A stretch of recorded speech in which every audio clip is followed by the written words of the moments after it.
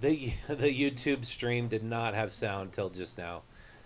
Sorry for those of you who were there was pretty much nobody joining me because there was no sound. But you those of you who have joined me on TikTok, obviously you heard it all. Um, I'm going to continue on for the TikTok folks who've joined us because I want to get into this, and for the YouTube folks, I'll give more background uh, at the end of this. So, um, yeah, that's what we're going to do. So, again, just for those of you joining me on YouTube, we're doing an examination of democratic socialism, 5 reasons why it's on the rise, 5 things that have caused it to be much more accepted into the minds of people living in urban centers, people who are especially obviously in New York and in Minneapolis, and why it's actually grown quite strong here in Salt Lake City. I mean, I believe we had at least 2,000 people show up for the rally No King's Day at the state capitol here in Salt Lake City. I mean, if you look at the Instagram post we did about a week ago, that's got to be a couple of thousand people showed up just to say F Donald Trump, F Elon Musk.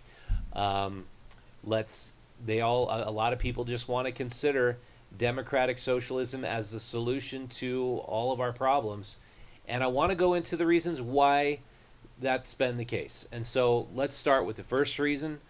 The first reason is housing. And by that I mean the ability to feel like one day you could afford to buy a house. I don't feel, I know that housing is now out of reach of millennials. Millennials have been left out of the housing market, especially millennials who did not become doctors or lawyers or engineers. Um, they just don't feel like they'll ever afford a house because they've barely been able to afford rent. And especially now, rent is so exorbitantly expensive. Studio apartments in Salt Lake City go for $1,200 to $1,500.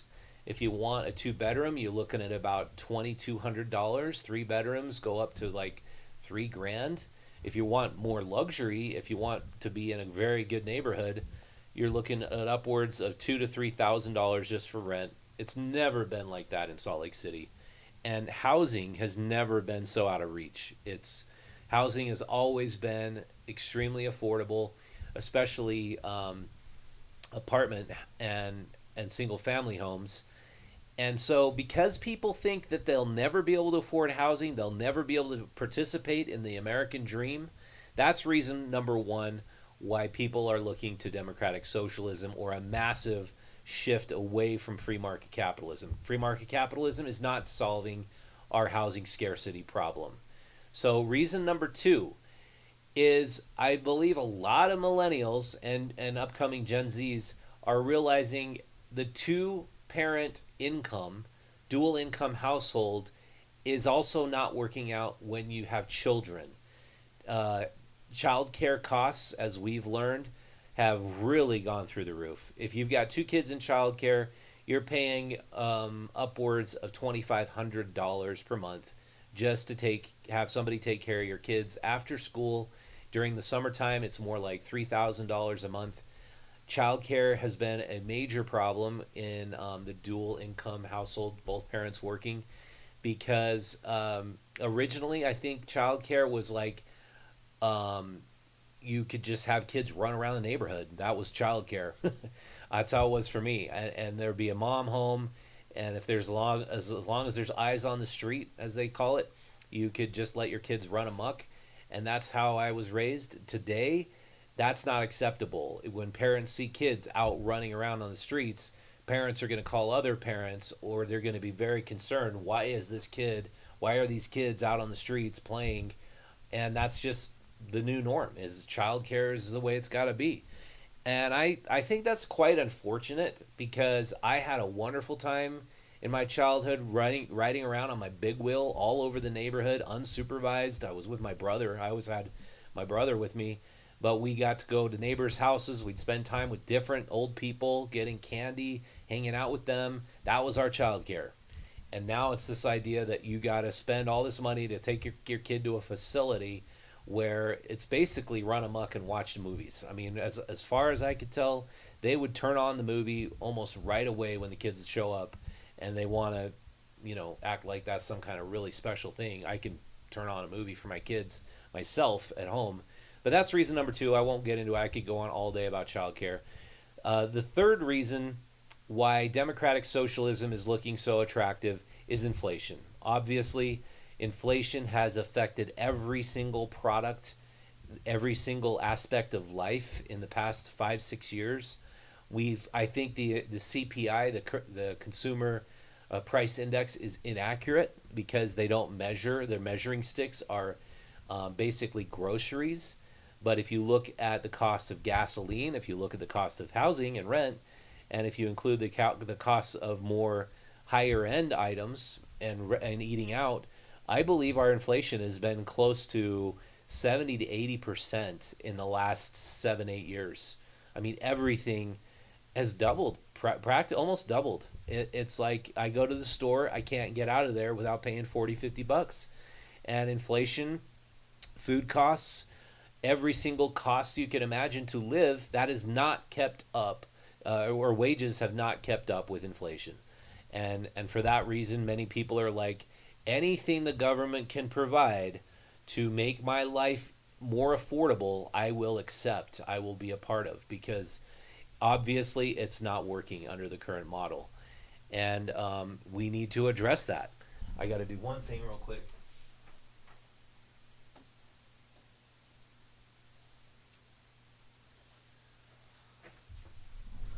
Sorry for the short pause. So that's number three. Number four is the is exactly what I brought up before. Wages are not keeping up with inflation. Employers are finding it harder and harder to keep employees longer term. I find that both employees are skipping around to jobs much more frequently, and employers are letting more and more people go because of all the economic uncertainty. And when you have a lot of uncertainty in your life and you're in this sort of survival mode, you want something new. You want something different. You're going to look at that bright, shiny object. And that bright, shiny object is the idea of let's look at these incredible elites. Look at how much they can afford. Look at their mansions. Look how incredible they live. Why do they get to live like that and not pay their fair share? Those are the famous words of Joe Biden, of Kamala Harris, of AOC. The rich need to be paying their fair share.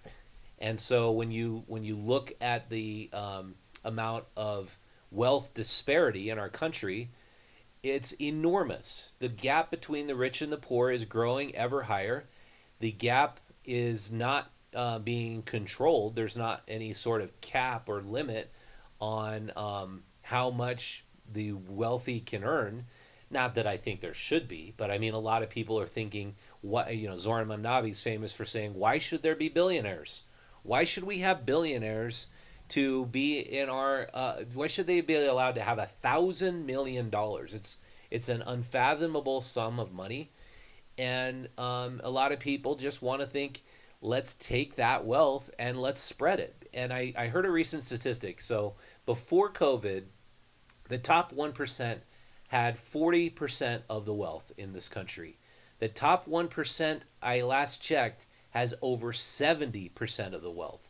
So the amount of wealth gained by the top 1% just in the last 5 years, they've gained 30% of the overall wealth just in the last 5 years. It's ridiculous. So the people who own much of the Wall Street corporations, Wall Street has done incredibly well in the last 5 years. The stock market just keeps reaching new highs. The amount of tech millionaires and billionaires being minted in this country continues to escalate. And it's like when you see that incredible wealth that they have and what they're able to do with it, the giant mansions, the fancy boats, the private jets, this amazing lifestyle, you're like, and you're living in a tiny apartment, you're just getting by. I think that you're just thinking the government, somebody needs to do something about this. So that's reason number 4. And the fifth reason is ties it all in. A lot of people are saddled with so much debt, especially student loan debt. We had somebody working for us who had $150,000 in student loan debt, and he studied something in the arts, and you were really using his degree to anything that was related to his job. And a lot of people are graduating with these degrees thinking that they can go out and get, a six-figure job, which is basically just being able to barely make ends meet now in Salt Lake City. And they're disenchanted with the whole idea. Like, what the hell was I sold? Why did an advisor, a student advisor, not tell me that after I graduate, I'm not going to have any prospects? I'm not going to make any money. I'm not going to make money in my field. And I think we have a disillusionment now with higher education. I think a lot of people can now just basically get on YouTube, go to YouTube University, get the skills they need, whether it be for graphic design, editing. I hire graphic designers and editors. I don't care what kind of degree they have. We hire writers without caring what kind of degree they have. I think employers are much more likely to hire people not having degrees because they feel they're going to find people who want to work harder, whereas the people who have degrees have this sort of sense of entitlement typically. And not that they all have that sense of entitlement, but I've had this problem ongoing for the last 17 years of being an editor and publisher, where people graduate with an English degree and they hate being edited. Like, I take a slash and burn approach to articles. I'll sometimes even say, you know what, I see you tried on that article, but you need to just take the whole thing, scrap it, throw it in the garbage can, start over. And they cannot stand hearing that, even though that's what a typical editor has to do, and that's what a writer has to do. And sometimes they just can't take it because a degree on the wall says that they're a proficient and professional English major. I don't care. But they're saddled with this student loan debt, and it's terrible. And so they're looking for a solution. And so if I've missed any reasons why Democratic Socialism has been on the rise, I would love for you to leave comments below.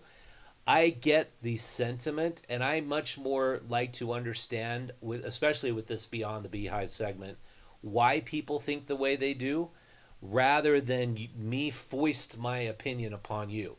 I mean, I have, of course, my opinion, which I'm going to get into in the next segment, why I believe the unintended consequences of democratic socialism outweigh the benefits, and I encourage you to listen to that. But I'd rather understand where you're coming from first. I'd rather understand why you look at democratic socialism, you look at all the failure in history of socialistic policies, socialism across all these various different countries, and you think here in the United States, we could actually finally do it right and we could make it work. What gives you that optimism? Why is it you believe that? I would honestly just like to understand why you think that is, because when I look across the world where it's been tried, I'm gonna get into this in the next segment. I don't want to have my opinion in this segment now, but if you want to join me with questions, I'd love to hear from you. I see a lot of people came in and out on TikTok. I'm just going to keep it here. I'm going to take a slight pause, and then we're going to begin the next segment of what are the unintended consequences of democratic socialism, and I'd like to hear from you. So while we take our break, I just want to tell you this podcast is brought to you by Utah Stories Magazine. This is our 17th year of printing Utah Stories. These are the voices of local Utah. That's how we've developed our niche. That's how we've been able to print and stay in print for so long. I got an interesting phone call from somebody saying they used a unknown number, but they said to me on the phone, "Hey, why don't you just stop printing that bullshit magazine?" And I said, "Why should I stop printing?" "You're killing trees. You're killing trees, dude. You got to stop printing that magazine." I want to tell you all something about trees. For paper pulp. Trees grown for paper pulp, they take about 10 years to mature, and they are grown in places called tree farms. And they're farms just like corn farms or alfalfa farms or any other farm in the United States. And those trees are grown in a line, in a row, and they're grown in a specific type of tree. I can't say I know. It's a kind of hardwood that grows fast. And if those trees are not used for paper, then they're used for cardboard. And I'm not killing trees by printing because they're already produced. It's like you could say you're killing corn by eating it. No, you're not. You're eating corn because the corn is there in the grocery store to eat. And so if you're a Gen Z or Gen Alpha, or I don't know what the age goes up to, and you think this is killing trees, also about 50 to 60% of the paper pulp used to create paper is from recycled paper. So the reason why we love paper is, guess who can't touch paper when we print it on this paper? Guess whose power is out of reach when it's printed on a page? Big tech and big government. They can't tell us what we can and cannot say here in the pages. When you put something online, everything is screened. And unfortunately, during COVID, we had a lot of videos that were flagged because we were discussing COVID, and they did not want you to discuss COVID. And I feel like this tech overlord society that we're heading toward, if we rely absolutely on big tech to be the arbiter of truth, which we were really heading toward under COVID, we are going to lose our freedom of speech. And this is a guarantee that we will not lose our freedom of speech by printing on trees, by killing trees. Not really, because they're grown in farms, but that's why we produce it. And it's a very much more valuable experience to open the pages of a magazine and experience every single page of that magazine and read it than it is doom scrolling on your phone. I guarantee you will like this experience better. It will be more fun for you and more memorable than more time on your screen on your phone. And the stories that we got in here, I'm so proud of. I'm really proud of the story by Brandy Christofferson, pointing out this big development project in Moab. Is Moab being built for locals, or is it being built for elites? Moab's one of my favorite cities in all of Utah. I've been writing about it for 15 years. We got this awesome story about MMA in Utah, and how MMA gyms are really starting to take off in Utah, and there's some incredible MMA fighters.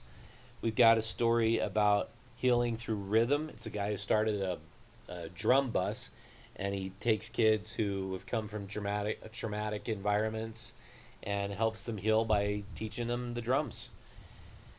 Then the main story is about how teachers and parents are struggling to get kids off of their phones. What's being done in Utah to get more kids, get phones out of the classroom, where I think they absolutely do not belong. And that's basically our issue. So, and then that's the introduction that I already told you about. All right, so the second part, we'll dive right into the second part of this sequence of this series. The first part, if you didn't listen to it, go back and listen to it. I was trying to steelman democratic socialism, why it's on the rise, why so many people, young people especially, are accepting and adopting the ideas of democratic socialism. This segment, I want to talk about the unintended consequences of democratic socialism. So when you go back and you look at the history of socialism, I think a lot of people confuse socialism and communism. I want to tell you the difference. Communism is the idea that the people control the means of production, that the people own all of the natural resources, all of the giant corporations that utilize the natural resources, and all the means of production. That is communism, when the people own it. There has never been a full communist state. That never existed in the Soviet Union. It doesn't exist in China. It doesn't exist in North Korea. There's never been a time where the people actually own the means of production, because it's a false ideal. It can't be attained. Whenever a group of people, inevitably it's the elites, gain the power and then promise the power to the people, they don't relinquish that power and give it to them. Look at Cuba. Cuba was overthrown by Fidel Castro and Che Guevara, and that was never given to the people. It was the promise of communism, of the promise of sharing prosperity, but it was never, the ideal was never realized. The same goes for the Bolshevik Revolution that started the Soviet Union. So the Bolshevik Revolution was essentially the ideas of Karl Marx spreading to enough people where they're like, yeah, let's get rid of this Tsar Nicholas. Why should his family and the royalty have all of this power, all this control, all this wealth? Let's share that wealth with the proletariat. Let's get that wealth spread out to more people in more places. Let's uplift the extreme poverty that especially the peasants and the workers were realizing in Russia. And the Soviet Union actually flourished. Like, that's something you can't dismiss. The Soviet Union, as it spread wider and wider, and it took over more and more of the Eastern Bloc of Europe, it really did extremely well as they were able to feed the machine more and more natural resources. But the Soviet Union government is what flourished, not the people. And if you don't understand that, you need to go read the Gulag Archipelago. The Soviet Union was able to keep up in the Cold War in the 60s and the 70s into the early 80s. But that was on the false idea that they were using making everyone's lives better and better through socialistic policies, when in actuality, they had to create an authoritarian government where if you spoke out any disparaging words toward the Soviet Union, you were taken to a gulag, a prison camp, where you were given a massive labor camp where you were going to work your butt off for years and years and years and be fed starving rations, where tens of millions of people were murdered in these work camps. And it's an awful history. The same goes for China under Mao.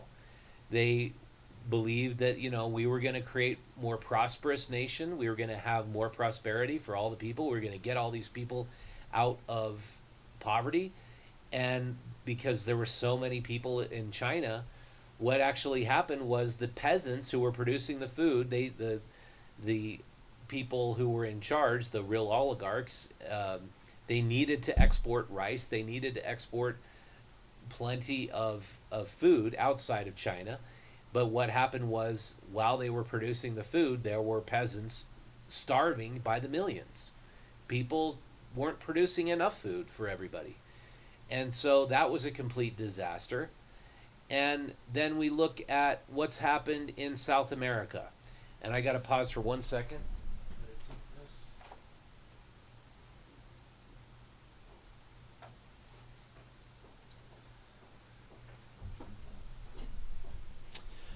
What's happened in South America was that the first country to go socialistic, one of the first besides Cuba, was actually, I would say this was the first. In the 1940s, Argentina decided to embrace socialism. And Argentina in the 1940s had 80% of the GDP of the United States. It was the most prosperous, wealthy country in Latin America. They had a very, very strong working class population in Argentina. I don't know the details of why they decided to go socialistic. I did watch a great YouTube documentary about the history of Argentina and how it just basically kept going through different regimes over and over again. Socialism actually works great short term. A lot of the prosperity that's the taxes that are coming in are wonderful. They start all these social programs, but the common theme is they can never maintain these social programs. It's like they're great at coming up with this utopian visions of everybody being equal, everybody having housing, everybody having plenty of food, everybody having low costs for the things that they want. It's a utopian vision, but then when it comes to time to pay those bills, and it becomes a harsh reality that very often those bills can't be paid. And so they start printing money, is a very common idea.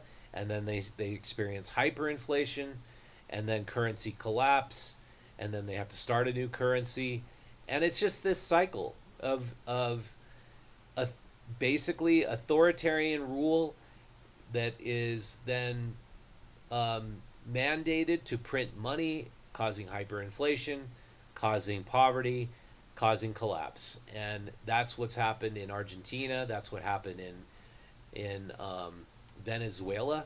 If you go back just the time before Hugo Chavez took over in Venezuela, Venezuela was doing amazingly well. They had incredible natural resources of petroleum, oil fields, and of course the people just thought, well, why should the rich be getting so rich? Why are we so poor?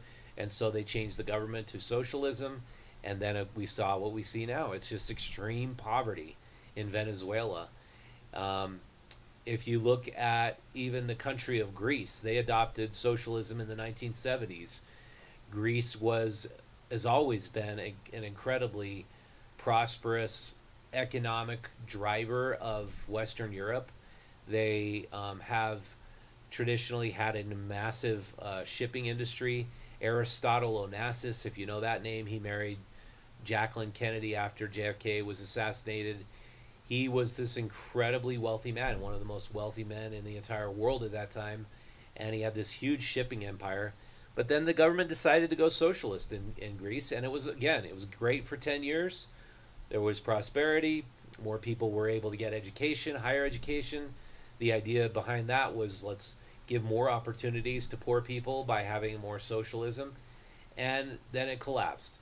So here's the other idea that Bernie Sanders and AOC present is we want to have Nordic-style socialism. We want to have our socialism be like what they have in Norway and Sweden, in Finland. Folks, that is not socialism.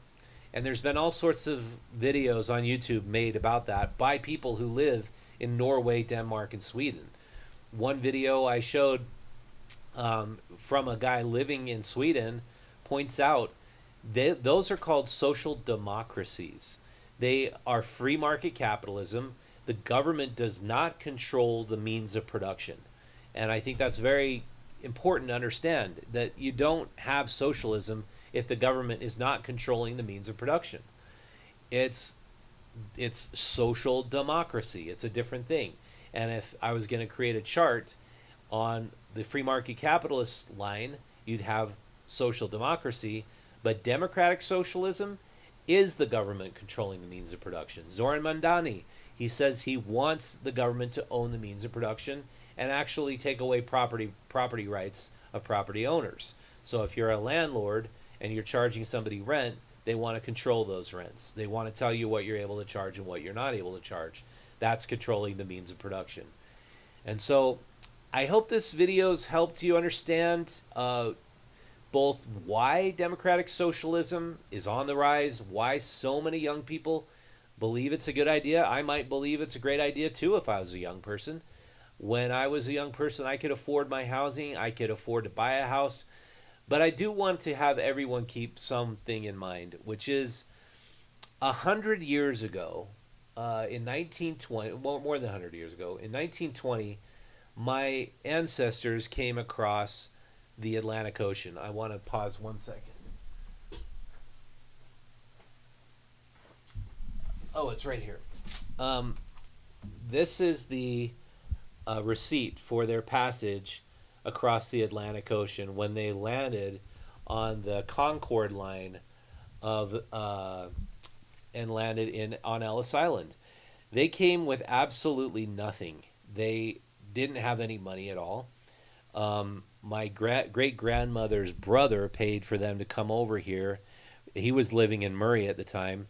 And there was a genocide going on in Turkey, where they came from, against Armenians.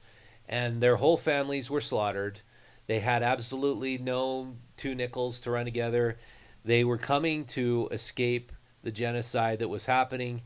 And they didn't want anything from the government. They didn't want anything from anybody. They just wanted opportunity. And if you look at why people risk their lives crossing the Rio Grande River to come here in the United States, it's the exact same thing. People come here seeking opportunity because we have the very best market in the entire world here in the United States. You can't go anywhere else where people have more money per capita than the United States and more spending power. That's why if we stop taking in Chinese goods, China would collapse. We're by far their biggest market. If we stop taking Canadian goods, Canada would collapse. The same goes for Mexico. Why do we have so much spending power here in the United States? It's because we have the very best technology companies. We have the most innovative companies in the entire world. We don't do enough. We don't do as much manufacturing as we used to do. But I've looked at the economic growth over the last 10, 15, 20 years, and America has been at the tip of the spear of the technological growth of the world. And due to that, we've seen these incredible amount of wealth being created. And are there pitfalls and problems with capitalism? Absolutely. And absolutely do we need to solve these pitfalls and problems. I think the number one problem is crony capitalism. Here in Utah, we have what I've traditionally called the good old boys club, whereas if you're among the elites, you can basically fast track your deals, fast track your development projects, know where track lines are going to go before it's even built, know where the front runner lines are going to be. So you can buy the land up where they're going to put the stations so you can do transit-oriented development and become a millionaire if you're a politician here in Utah. And that's the common story for many, many of our political leaders. Is that corruption? Absolutely. And should that be allowed? No. But the biggest problem we have right now is that our local media is not covering these major stories. They're not doing investigative journalism into the crony capitalism that's going on here in Utah. And I talk about this to our advertisers who are in the magazine, and most of these advertisers are small businesses, and they're working so hard to make their businesses, work out. We just had on the program the Salsa Queen, who just got into all the Costco's, and she's running this incredible salsa factory. I encourage you to check that podcast out. But it's basically, we don't have a free press anymore. I believe the internet, I've heard this term, the internet died in 2016. The internet's controlled now by a certain people who want to control what you see and what you don't see. And if you say the wrong thing, you're going to be silenced. If you say the right thing, you're going to be promoted. I believe the more frivolous your content is, the more people are going to see your content. And unfortunately, there's not enough people concerned with the issues that actually matter. And that brings me back to the whole purpose and reasoning behind this Beyond the Beehive. This new segment we want to do. I think it's about time all of us got thinking about the big issues that impact the quality of life here in Utah, the issues that affect housing, that affect homelessness, that affect your ability to find childcare, that affect your ability to find work, and your ability to survive and flourish here in Utah. I think one of the biggest problems is to believe that always somebody else should take care of it. No, I think it's time for us to take care of it.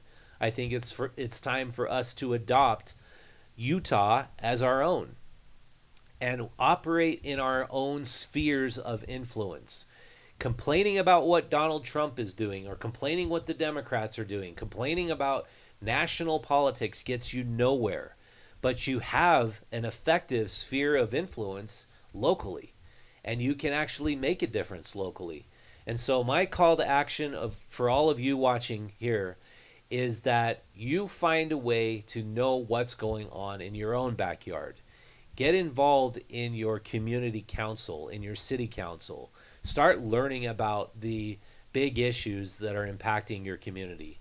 It's nothing to be able to say, yeah, I know what's going on with Trump today. I know what's going on in Russia and Ukraine war. That doesn't matter. You can't do anything to affect that. But you can affect your local community. So with this Beyond the Beehive, we hope to do debates. We hope to have people on the program to talk about quality of life issues, and we want to make a difference in communities. That's the biggest thing. We want to make it easier and better for entrepreneurs to start businesses, for people to flourish, to people to grow food in their backyard and be more self-reliant. We want people to be able to build structures, tiny homes, secondary homes, accessory dwelling units in their on their existing plots of land, so we can build our own affordable housing. Why do we have to wait for the government to allow us? If they just simply permitted it and changed zoning, we could build our own affordable housing. I think this idea that we are going to wait for the government to solve our problems is the wrong mindset to be in. Of course, that's my opinion. And if you disagree with me, I would absolutely love to hear from you. And I'd love to have you potentially on this program if you are a democratic socialist or if you're a libertarian. I'd like to hear all points of view, and I'd like to share those points of view. And again, I'd like to use the lenses of history and economics to be discerning about what ideas work and which ideas do not work. And like to use logic and rational thinking and critical thinking to understand what are the best ideas based on their merit. So if you like that idea, please share this episode with a friend. Please be a bigger part of Utah Stories by going out to utahstories.com, subscribe to our free digital newsletter, and we will send you the voice of local Utah every single week. And if you want to help support our content, you can do it in one of three ways. You can become a subscriber to Utah Stories magazine for $5 a month by visiting utahstories.com. You can become a subscriber to both Utah Stories and Faces of Utah. This comes out twice a year by supporting us at the $10 a month level. I believe that you can also now do a $20 a month option that really helps us with our investigative journalism that we hope to do. We really want to get into the dark corners of Utah where all this corruption exists and expose it, as we've done with the homeless industrial complex for the last 5 years. Check out our content on that if you're not familiar with it. We believe that there's enormous amounts of money being wasted on homeless programs that are not working, and those need to change. We would love to continue to investigate those things, so consider supporting us. Your support goes a long way with our small team, and we appreciate that we can still print and provide the voice of local Utah. Our brand new issue of Faces just came out. I'm super proud of this. Our team did just an incredible job writing all these stories about awesome entrepreneurs, success stories. These guys are literally changing the face of Utah. This is the Other Side Academy leadership. If you don't know about them, go learn about them by watching our videos and reading this story. They're changing the face of criminal justice reform in Utah. They're saving lives of people who would otherwise be in prison. And these people are all former drug addicts, prisoners, all the people you see right here. This is Mo Egan, who's been on the podcast. Awesome dude. And these are such inspiring stories, people who turned around their lives. And they're doing it without a dime of taxpayer support. Other amazing stories in here that I think you'll enjoy: women in leadership doing great things in Utah. And then we get into the faces of different industries. Dr. Steve, or Regenerative Wellness, the face of Utah real estate, Asha Klarich. So anyway, we're going to have a bunch of these people on the podcast up and coming, so I look forward to talking and sharing the stories of all these people. My buddy Thane Taggy, who's on the podcast recently. Just a wonderful book, and we're super excited that it's out now for all of you to pick up. So with that said, share this episode with friends, smash the like button, subscribe to our channel. Thank you so much for watching. We'll see you next time.